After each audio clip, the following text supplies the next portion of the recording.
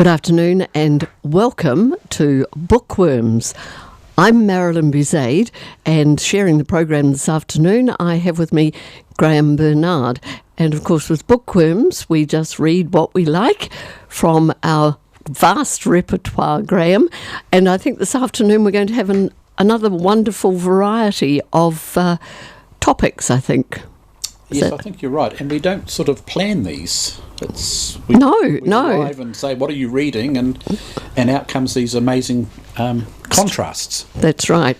The book I'm going to be talking about today, Marilyn, is called The Afterlife of Billy Fingers. That's it there. And it's written by Annie Kagan. She's a doctor of chiropractic. And she had a brother who had a very troubled life. All his life he was in trouble with drugs, the police, he was in prison, he was just a bad lad. Mm-hmm. And in his early 60s he was in hospital being treated after a fight, and he ran from the hospital and just across the footpath and bang into a car and was killed instantly. The terrible thing that happened was he went through the windscreen from the outside and his face appeared right in front of the poor driver. That must have been an awful shock horrible for experience. The driver. Yeah. And this Annie Kagan was very, very upset about her brother's death and the terrible life he'd had, self-inflicted. But he came to her after he had died, and he has asked her to write a book about what happens on the other side, and it's an incredible book called The Afterlife of Billy Fingers. His name was William Cohen, but he was called Billy Fingers because he lost the top of some of his fingers in a fight or something.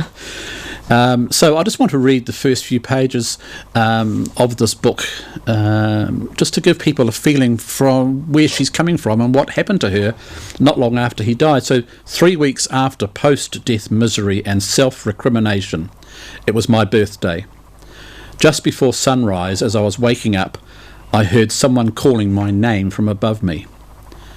Annie, Annie, it's me, it's Billy.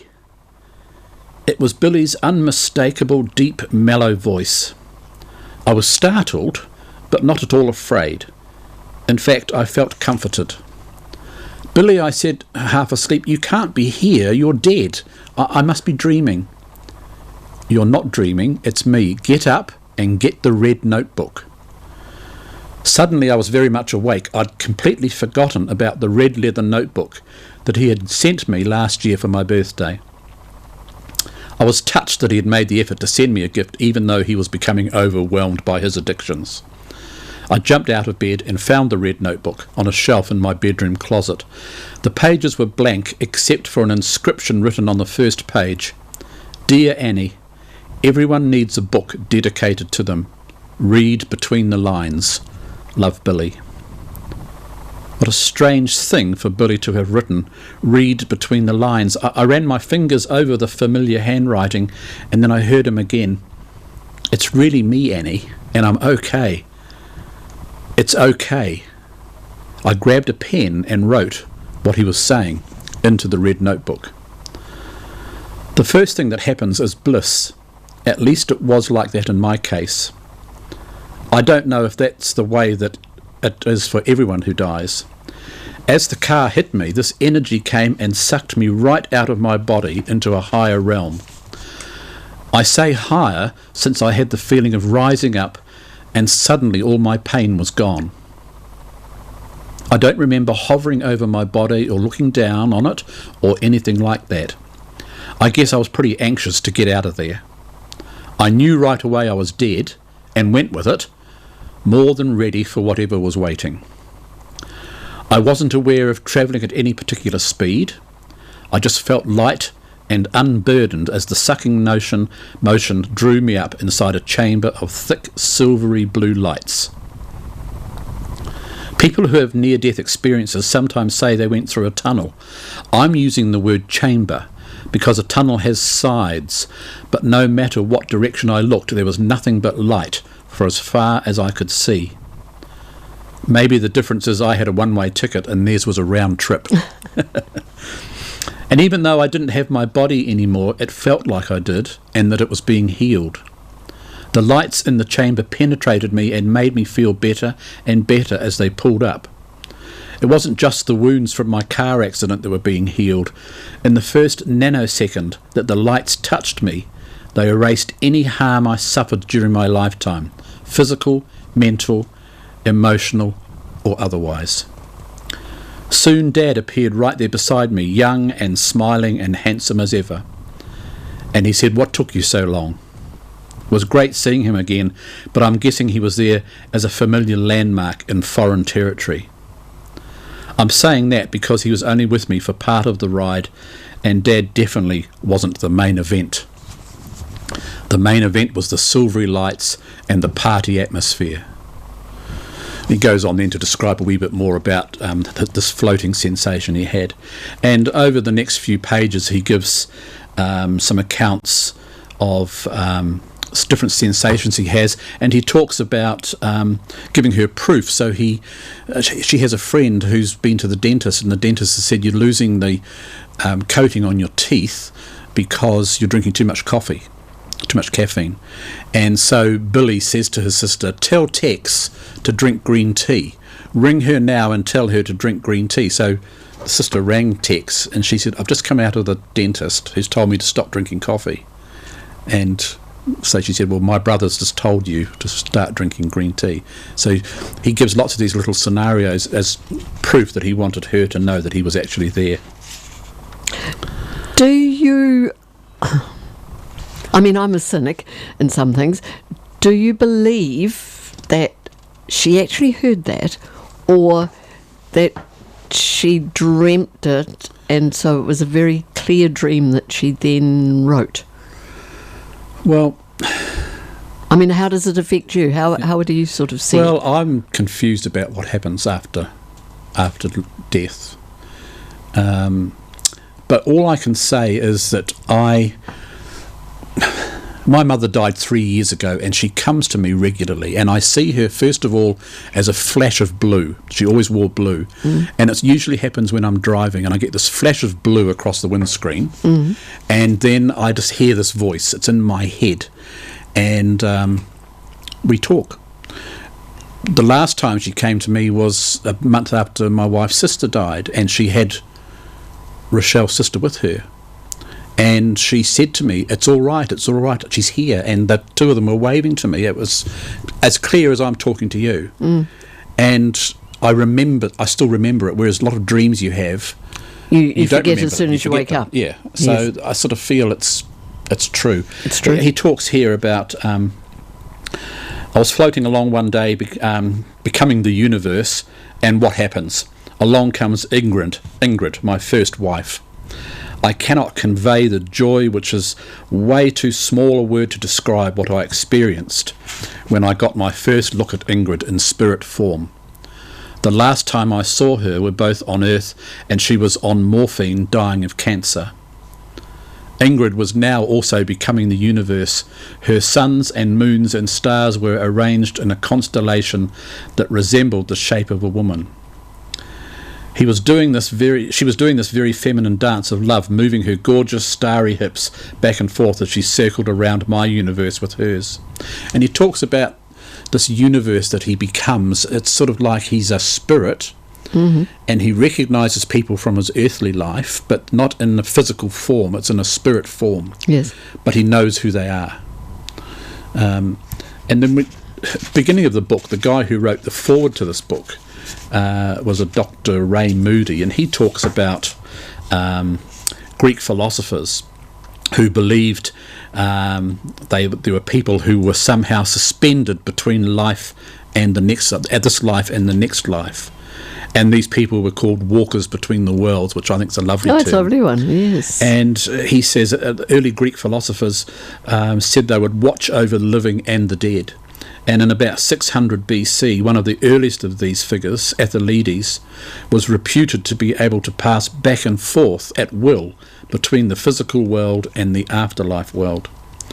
In ancient Greece, walkers walked between the worlds, served functions that in modern Western society are carried out by individuals who have near-death experiences. And that's what Billy was saying about mine was a one-way ticket, whereas other people have these near-death experiences. And they actually come back. Yeah. I mean, my grandfather on his deathbed was saying, they're calling me. And Mum said, who, Dad? And he said, the people, they're saying, come on, George.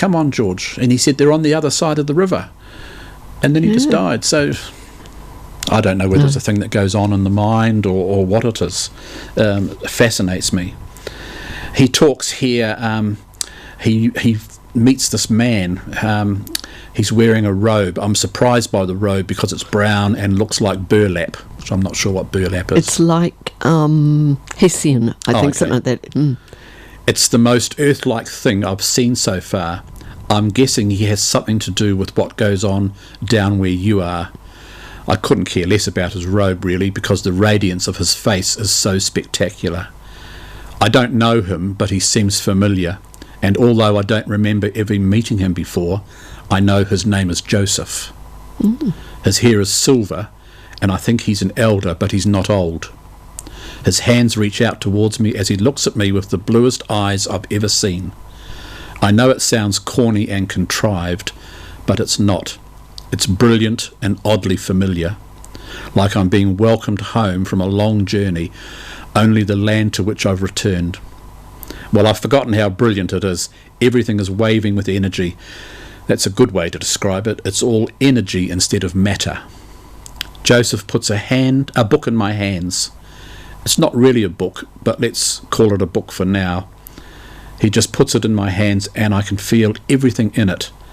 It's such a privilege, such a gift.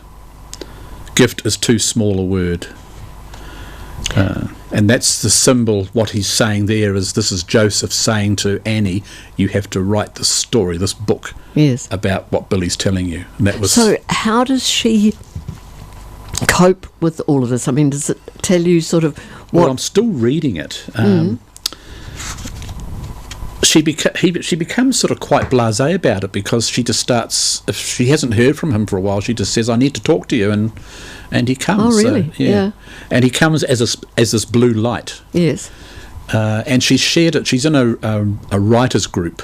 She wants to write, and so she joined this writers group, and they encouraged her to write this book. So every time she has a visit from Billy, she writes the book and then goes and reads it to them. So she's been quite open about it. It wasn't something that she's kept to herself because she's embarrassed by it.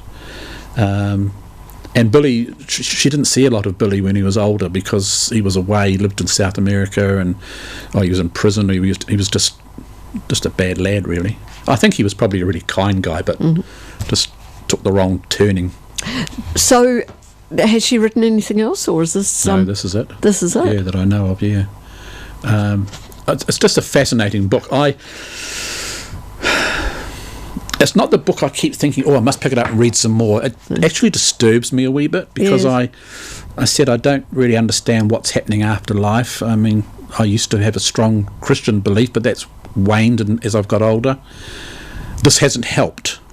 No. I'm not any the wiser or feeling more comfortable about death. He's saying, don't worry about it. Death's just as good as life, because it's far better here than it is where you are. So it'll be interesting once you get to the end of it, you haven't peaked at the last right, because pages. I understand, Rochelle's, my wife's read it, but she says, I think he goes in the end, he says, but I'm now going to the far part of the universe, and so you'll never ever hear from me again. Oh, really? Yeah. So once he's told his story, he's gone. Yeah. I wonder what the impact is, though, on her when, after she's written the book. It'd be interesting. Yes. She's American, isn't she? She's American. Yeah. She was in New York, but she lives up in the Hamptons, I think, now. I'm intrigued enough to actually try and contact her. Yes. Just sort of say, I've read your book. Yeah. And I'd just like to see where you are now with your life and how it's changed what you believe in. She was a non-believer of an afterlife before she started writing this. Before she started that, yeah. So there it is, folks, The Afterlife of Billy Fingers, written by Annie Kagan. Annie Kagan. Yeah. Well done. That's lovely. Thanks. Right, well, I have got something now for something totally different. I thought I'd like to quite sort of read a little bit out of The Little Prince, or Le Petit Prince, which was written by Antoine de Saint-Exupéry, who was a Frenchman, of course. He was born in 1900, and he was a pilot. And he has written about a lot of the experiences that he had. But this was a book that I used to do with my Year 13s, because I used to insist that they would read a French book. I mean, they didn't always read everything, but we sort of picked out pieces from it. It's a lovely story. In fact, I hadn't realised until I was reading the introduction of the translated version that he actually, the book is actually one of the 5 most read books ever, and like Lord of the Rings, and yes, so it's fascinating. So originally written in French. Yes, it's written in French, and I will read you a little bit in French later. But it's a lovely story. Antoine de Saint-Exupéry was a Frenchman who lived in France. They were quite aristocratic, the family, though his father died when he was quite young. And he became a pilot, and of course in those days it was sort of a little bit like you sort of flew by the seat of your pants, really. And he very quickly became a member of it was just a flying company. He was in the Air Force after the war, so he wasn't during the First World War, but he then joined for a short time. He flew a lot of the missions between France and Africa, so they were establishing the routes there with the taking trade and all that sort of thing. And he at one stage was trying to break the record flying to Saigon, and that's when he landed in the desert in Africa. And he had a number of accidents, but he and his co-pilot were in the desert, and they were no water or anything, and they were found by a wandering Bedouin and rescued. So he had a lot of these experiences. He wrote another one called Vol de Nuit, Night Flight, and in them he sort of gives some of his experiences. He was sort of a little bit troubled. He had a very tempestuous wife, and so there were all sorts of dramas with her. When the war broke out, he went over, when the Second World War broke out, he went over to America, and he tried to persuade the Americans to join and sort of be part of the thing. So he was writing there, he was a writer. Then he came back later on to France, and unfortunately he was a reconnaissance pilot, and unfortunately 1944 he was on a reconnaissance from North Africa, because he was with part of the American forces, and his plane was lost somewhere over near Grenoble, so they never knew what happened to him. Mm. But he writes a story about this little, his plane's come down in the desert, and he writes a story about this little man, this little prince, who appears to him. Now, he always enjoyed drawing when he was a kid, and when he was a kid he drew that, which you can see there, which looks like, I'm sure people would say it's a hat, but it wasn't a hat. It was, I said, did my drawing frighten you? And they said, what's frightening about a hat? My drawing was not of a hat. It showed a boa constrictor digesting an elephant. I then drew the insides of the boa constrictor so the grown-ups could understand. They're always looking for explanations. And this is a little bit, so that was his photo so that the grown-ups could understand. So this is the sort of thing that he goes on about, the fact that the grown-ups don't understand anything. But when the little prince suddenly appears before him in the middle of the desert while he's trying to fix his plane, he says to him, draw me a sheep. So he was very good. He drew a proper sheep. First of all, he showed him his drawing of the boa constrictor, and immediately the little prince said, no, I don't want an elephant inside a boa constrictor. A boa constrictor is dangerous and an elephant is very bulky. Draw me a sheep. So then he goes on to draw proper sheep, as you can see there. But then finally my patience is at an end. As I was in a hurry to start dismantling my engine, I scribbled this drawing And I exclaimed, "That's the crate. The sheep you want is inside." But I was very surprised to see my young critic's face light up. "That's exactly how I wanted it. Do you think this sheep needs a lot of grass?" "Why? Because my place is very small." "I'm sure that'd be enough. I've given you a very small sheep." And the story is he's come down from his asteroid and he's got a rose, and he's very afraid because there are baobab trees, which are those sort of grotesque looking upside down trees. Yes, and he's very worried that this tree will encroach on his rose, and so he goes around different planets looking in vain for something. There's some beautiful planets that he goes to. He goes to the vain man. He goes to the king, who you can't do anything until the king commands you to do it. So can I sit down? I command you to sit down is the story. But this one, I love this one, and it was very short and the kids enjoyed it too because it wasn't a lot of French. The next planet was inhabited by a drinker. This visit was very brief, but it plunged the little prince into a deep melancholy. "What are you doing there?" he said to the drinker, whom he found seated in silence before a collection of empty bottles and a collection of full bottles. "I'm drinking," said the drinker with a lugubrious expression. "Why are you drinking?" the little prince asked. "To forget," replied the drinker. "Oh, to forget what?" wondered the little prince, feeling sorry for him already. "To forget that I'm ashamed," admitted the drinker, bowing his head. "Ashamed of what?" asked the little prince, wanting to help him. "Ashamed of drinking," concluded the drinker, who buried himself in silence once and for all. And the little prince went away bewildered. "Grown-ups truly are very, very odd," he thought to himself on his travels. So it's a delightful... How lovely. It's like a hallucination he's having. Oh, yeah, it's just absolutely beautiful. And then, of course, there's a very important quote, which I will read to you, first of all, in French. But this is sort of, has become quite most famous quotation from this. And he meets a fox, and the fox says to him, "Voici mon secret. Il est très simple. On ne voit bien qu'avec le cœur. L'essentiel est invisible pour les yeux," which means you can only see clearly with your heart. What's essential is invisible to the eye.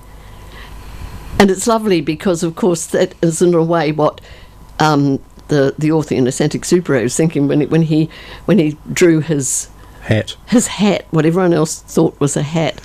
And that was the first thing I thought when you showed me that picture. Oh, it's a picture of a hat. Yes, of course. And then, of course, it's quite sad because he does go back to his planet, but he tells the little prince. I'll just read. I think I'll just read the English, but he tells the little prince about the what we'll do. He gives him a gift, and he says, "You'll look at the stars at night. My place is too small to show you mine. It's better this way. For you, my star will be one of the stars, and so you will love to look at all the stars. They will all be your friends." And then, of course, he goes on at the end to Exupéry says, and he has this picture of this one star that he's drawn, and he says, and I'll read it in English first and then I'll read it in French. "This for me is the loveliest and saddest landscape in the world. It's the same landscape as on the previous page, but I've drawn it once more to show it to you properly. This is where the little prince appeared on earth, then disappeared. Look at this landscape carefully so you can be sure to recognise it if ever you're travelling in Africa in the desert. And if you happen to pass this way, I beg you, don't be in a hurry. Wait a little while just beneath the star. If at that moment a child comes to you, if he laughs, if he has a golden hair, if he doesn't answer when you ask him questions, you'll know for certain who he is. Then be kind. Don't leave me feeling sad. Write quickly to tell me that he's come back." And I think I can just very briefly read a bit of that in the French. Ça, c'est pour moi le plus beau et le plus triste paysage du monde. C'est le même paysage que celui de la page précédente, mais je l'ai dessiné une fois encore pour bien vous le montrer. C'est ici que le petit prince a apparu sur terre, puis disparu. Regardez attentivement ce passage afin d'être sûr de le reconnaître si vous voyagez un jour en Afrique dans le désert. So it's just delightful. I mean, it's a story for children, but there's it's a real allegory on, the baobabs sort of presumably might have been the Nazis coming to invade France. There's lots of sort of stories about them.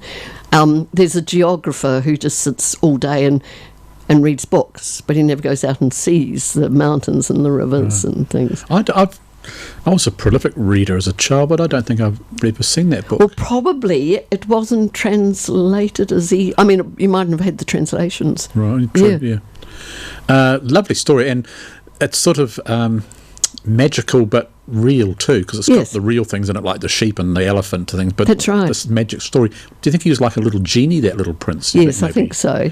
Or that's the little sort of what we would like to be, Yeah. Lovely story. Aren't we lucky to have people that wrote books like that? And what an incredible imagination. Yes. People like C.S. Lewis and his, people, those sort of imaginations in those days. That's and right. Tolkien. Yeah. It's a similar era. It is. Who had these incredible imaginations to write these stories, which we're still reading 100 years later. That's true. Yeah. Marvellous. Much better than Shakespeare, Marilyn. I'll have you converted one of these days. Anyway, it looks as though it might be time for us to wind up and say goodbye and all those sorts of things. But it's been lovely to listen to your story about Billy Fingers. Yes, I'll get it finished though. I'm sure you will. So I'm intrigued to know what happens at the end with Billy. And perhaps even next time when we're on again, sometime later on, I'm sure you could perhaps see if we've got the finishing part to the story. Yes, and I'll try and get hold of her in the meantime, just so I can sort of follow on with that, because I do like to contact authors if I like a good story. Yes, what a good idea. And I'll often write to them. Yeah. I've never heard back, but I always write to them. I've Oh, enjoyed good on their you. book, or I haven't enjoyed it. Right, well, so this is Bookworms winding up again for this week, and then we shall be repeated next week on Tuesday, and then in 2 weeks' time there'll be a new version of Book Week. So thank you very much for listening. Thank you, Graham. Thank you. And we'll just sign off now.